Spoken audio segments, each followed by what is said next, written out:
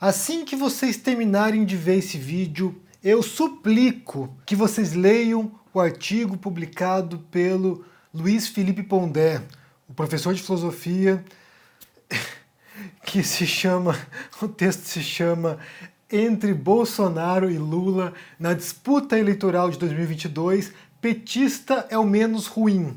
Só ignorantes pensam que presidente é um conservador, como Trump tampouco é. E sério, gente, esse deve ser o texto mais engraçado que eu li esse ano até agora, né? Claro que ainda tem chão pela frente, mas sinceramente é um malabarismo, é uma pirotecnia intelectual para justificar a mudança de posição do Pondé. É praticamente um meia-culpa, ou seja, errei sem dizer isso explicitamente, sem vir aqui falar, gente, desculpa, fiz cagada. Então você tem o Pondé aqui tentando explicar para o leitor da Folha e para quem acompanha o que ele fala, tentando justificar por que numa próxima eleição ele, aparentemente, vai votar no Lula e não no Bolsonaro. Eu vou ler um trechinho para vocês aqui, só para vocês terem uma noção do teor do negócio aqui, porque realmente é muito engraçado isso. Aqui, ele diz o seguinte: Lula faz acordos melhor do que Bolsonaro. Tem uma tendência apaziguadora e é muito mais inteligente. Provavelmente aprendeu um tanto nesses anos e pode querer imitar Mandela. Nada de vinganças. Bolsonaro é um zumbi. A praga petista foi seguida pelo apocalipse zumbi dos bolsonaristas comedores de cérebro. Patinamos até hoje. Na verdade, esse texto aqui é uma enorme racionalização, né, que é um termo usado para designar a justificativa racional que a gente faz depois de ter tomado já um ato. Ou para justificar uma mudança de postura que não foi consciente. A gente mudou porque mudou. E daí a gente vai tentar encontrar uma justificativa para isso. Eu fiz isso por causa daquilo, mas você não sabe por que você fez. Você fez a coisa. Então muita gente, né? E aqui a gente pode falar de uma massa de eleitores do Bolsonaro, eles votaram no Bolsonaro e sabia por que votaram no Bolsonaro. Eles foram na onda. Veio a avalanche bolsonarista, né? Veio essa onda de mentiras na internet, veio o pessoal repetindo isso, e a imprensa, e a mídia, e as redes sociais, um monte de gente repetindo os negócios, e a pessoa foi lá e votou Bolsonaro. E depois ela vai justificar, eu votei nele porque ele não é corrupto, eu votei nele porque ele fala a verdade, eu votei nele porque ele é um cristão. Daí ela vai tentar explicar, ela vai tentar criar uma explicação, uma justificativa mental para ela simplesmente dar algum tipo de explanação sobre a burrada que ela fez. Então, o Pondé faz um texto aqui que é uma racionalização por que ele vai votar, ou ele pretende votar no Lula em 2022. E daí, alguns pontos para a gente poder analisar nesse texto, né? O primeiro deles é a constatação, ou aparente constatação, de que já está meio que definido o cenário para a próxima eleição. Lula com os direitos políticos recuperados, ou seja, vai poder se candidatar. Bolsonaro buscando uma reeleição. São as duas forças mais visíveis nesse cenário, então a gente já pode imaginar um segundo turno Lula versus Bolsonaro. Nessa conjuntura, as forças políticas que tem no Brasil vão ter que se reorganizar. Quem vai apoiar o Bolsonaro? Quem vai ser, inconsequente e psicopata para depois de 4 anos de destruição e caos, quem vai ser o responsável para pôr mais 4 anos esse, genocida no poder? Quem fará isso? Porque a escolha por Bolsonaro, e é basicamente o que o texto do Pondé está dizendo aqui, sem falar isso, mas eu estou lendo o texto do Pondé, a escolha do Bolsonaro foi o seguinte: o brasileiro pegou um revólver e resolveu brincar de roleta russa. Só que em vez de pôr uma bala no tambor do revólver e 5 espaços vazios, o que o brasileiro fez foi pegar 5 balas e deixar um espaço vazio. E daí rodou o tambor e vamos ver no que dá. E era claro que nessa brincadeira de roleta russa, com 5 balas dentro do revólver e um espaço vazio, era óbvio que o tiro ia acertar a pessoa. É isso, o estrago, a destruição é a consequência dessa brincadeira, dessa aposta que o brasileiro fez na sandice. Eles viram lá o Haddad, que Como eu já falei, inclusive durante a campanha eleitoral, não era a minha primeira escolha. Se tivesse que escolher um outro cenário no segundo turno, não seria o Haddad, mas havia o Haddad, um político tradicional, um político de carreira, já havia sido prefeito, já havia sido ministro, ou seja, era alguém que já estava no jogo democrático, que não representava grandes perigos para as estruturas democráticas brasileiras, havia um político convencional e havia a máquina de destruição do Bolsonaro.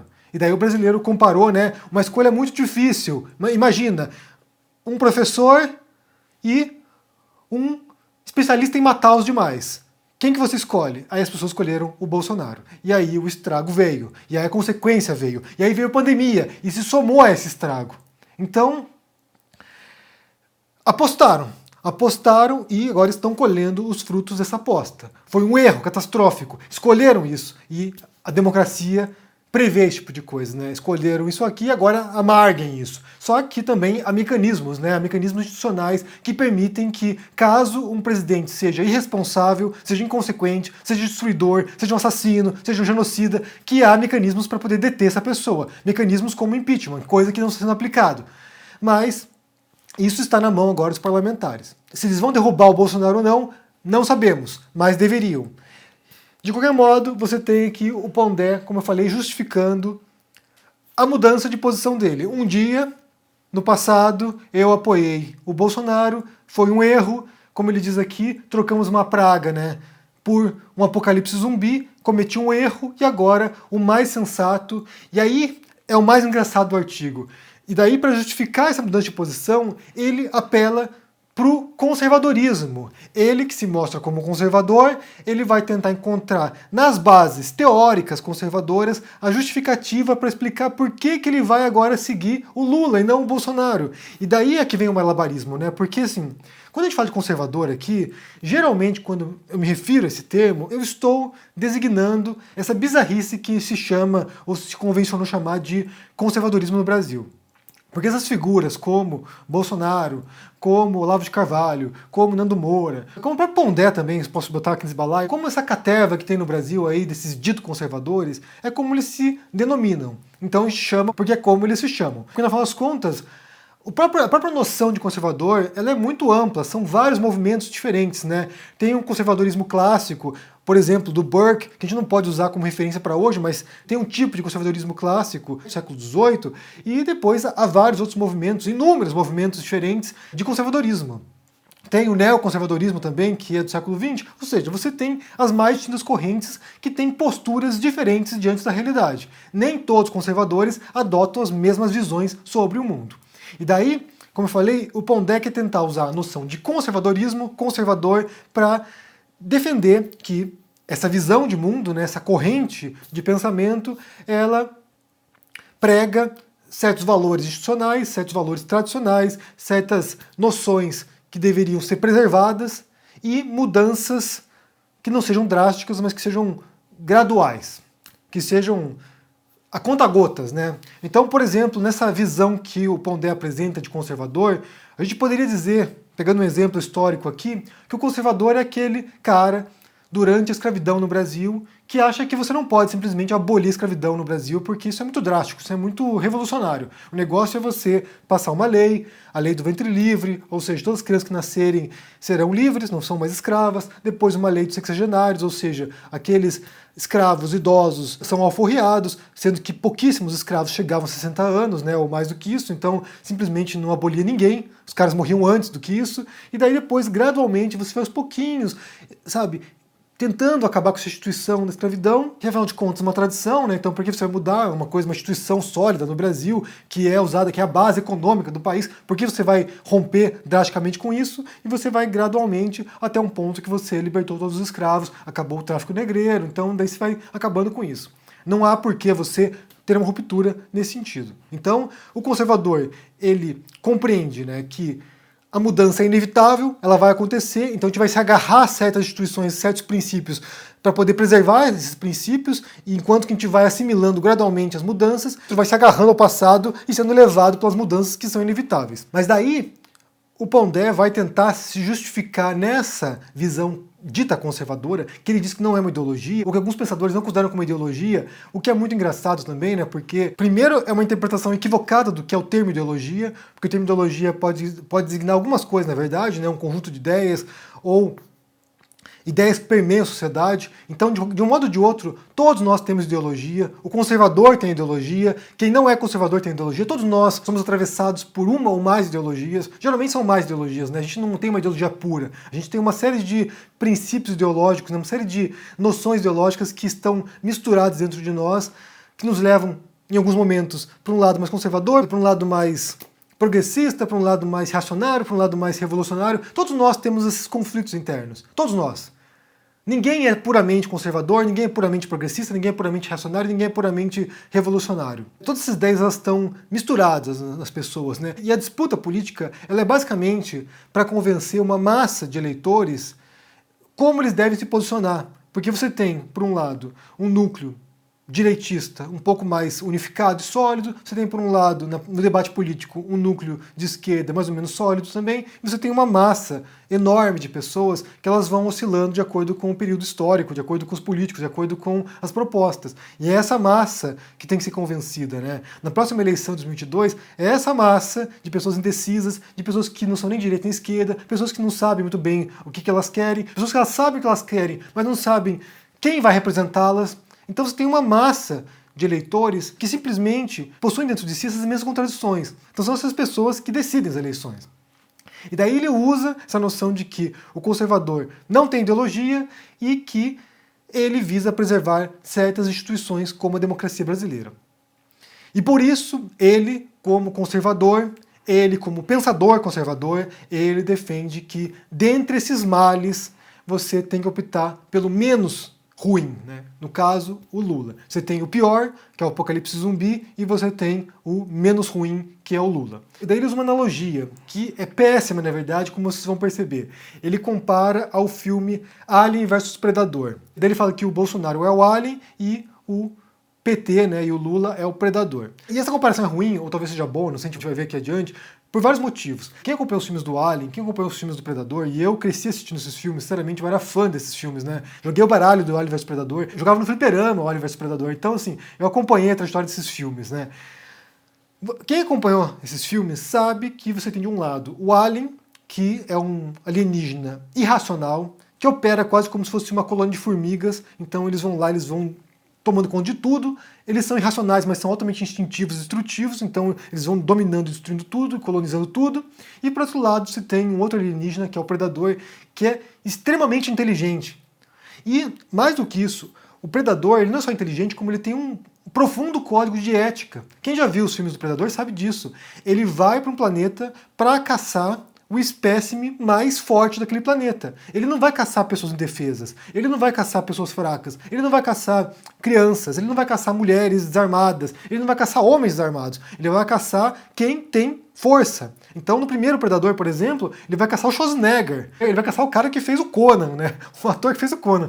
Então ele vai lá para a selva e vai caçar o cara mais forte que tem na Terra naquele momento, né? Que seria o Schwarzenegger. Então, tem até uma cena, se não me engano, faz tempo que eu assisti esse filme, mas tem até uma cena que ele encontra lá, se não me engano, no Vietnã, no Camboja, em algum país desse asiático, ele encontra lá uma criança lá chorando e ele não mata a criança, porque ele não é desonrado. O predador tem um código de honra, ele está caçando e dentro dessa caçada tem regras, tem princípios. Ele não pode simplesmente sair atirando todo mundo, ele tem regras. E o Alien não, o Alien pega tudo que tiver no caminho, né? Pega criança, pega adulto, pega tudo que tiver no caminho. Então o Pondé compara, na verdade, o Lula com o Predador e o Bolsonaro com o Alien. Ele fala o seguinte aqui, a introdução do texto, né? Num dado momento do filme Alien vs Predador, de 2004, a narrativa tem que fazer uma escolha entre os dois vilões. E escolhe o Predador, que pelo menos tem forma mais próxima daquela humana e demonstra uma mínima capacidade de empatia. Num cenário de horror eleitoral de 2022, Bolsonaro é Alien e Lula é o Predador. Na verdade, não é só empatia, essa que é a questão. O Predador tem ética, o Predador tem um código moral que determina aquilo que ele pode fazer ou não na caçada. É uma diferença drástica entre o Alien, que é um animal irracional, que é a barbárie, né? E o Predador, que é um ser que é brutal, é violento, mas tem ética, tem um código pelo qual ele vive. A ética do predador é quase a ética de um guerreiro grego, como um Aquiles, como um Heitor, como um Diomedes. O predador é o clássico guerreiro grego. Ele está ali no embate pela honra, é um embate pela areté. Então a comparação feita aqui, talvez o Pondé tenha em mente uma coisa, a comparação dele é ruim no modo como ele faz. Mas talvez, nesse cenário político eleitoral que a gente possa pensar em 2022, talvez isso seja apropriada. Porque de um lado você tem a irracionalidade, de um lado você tem o caos, de um lado você tem a destruição, a barbárie, de outro lado você tem um partido gigantesco e um candidato, que é o Lula, que também é gigantesco, e que para muita gente, embora eles possam parecer um dos males, eles também têm um código pelo qual eles vivem. Então talvez a comparação do Pondé, embora tenha sido ruim no modo como ele apresenta, porque ele não entendeu a história do predador, por outro lado, dentro desse jogo eleitoral, talvez faça sentido. Mas, sinceramente, gente, como eu falei, recomendo que vocês leiam. Leiam esse texto do Pondé porque é mirabolante o negócio. É mirabolante e é mais uma evidência de que ter diploma, de que ter formação, de que ter, sabe, doutorado, não significa, às vezes, muita coisa, né? Isso leva a textos como esse, que simplesmente mereceria o selo de psicodelia argumentativa do Olavo de Carvalho. Sério. Mas eu quero saber o que vocês pensam sobre esse texto, se vocês tinham lido já ou não. O que vocês pensam dessa defesa agora do Pondé, do Lula? Basicamente é isso, é o Pondé declarando o voto dele no Lula. Se o Lula for candidato, se tiver Lula versus Bolsonaro, o Pondé falou, vou votar no Lula.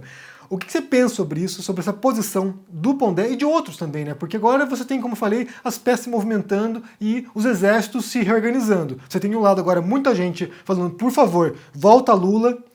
Eu odeio o PT, eu odeio o Lula, mas agora é o que a gente precisa. Sinceramente, entre Bolsonaro e Lula, por favor, volta Lula. E do outro lado você tem um outro exército muito menor, muito desorganizado, que fala assim, olha, mito, mito, mito, mito, mu, mu, mu, é o gado. Então me digam o que vocês pensam aí no comentário, leiam o texto, deixem o joinha aqui embaixo, se inscrevam no canal, se tornem um membro ou um apoiador para dar uma força, e também se inscrevam para o intensivão de francês que vai ter essa semana, de hoje até sexta, às 8 da noite, aulas de francês de graça com o pessoal do Francês com Nativos. Vai ser bem legal, vamos ver se a gente se encontra por lá. Um abração para vocês, se cuidem por aí e até mais. Tchau!